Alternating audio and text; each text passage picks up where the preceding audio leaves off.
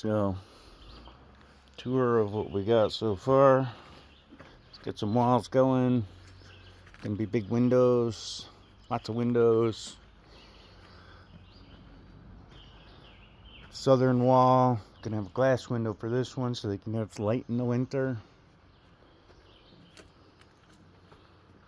There it is. Should be the human sized door. Chicken door over there. And here's their little yard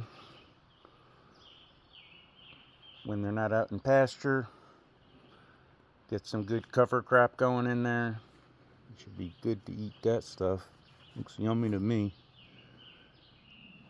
There they are. It's cute. It's coming along. A few more walls. Some caging. We'll be there. Hopefully we get the chickens here next week because they're getting too big for their box.